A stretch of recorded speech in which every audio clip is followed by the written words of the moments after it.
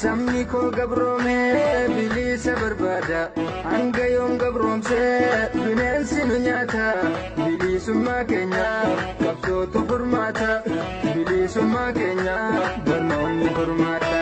Sabni koo gabroomee bilisa barbaada hanga yoom gabroomsee bineensi nu nyaata bilisummaa keenya qabsootu furmaata bilisummaa keenya barnoonni furmaata.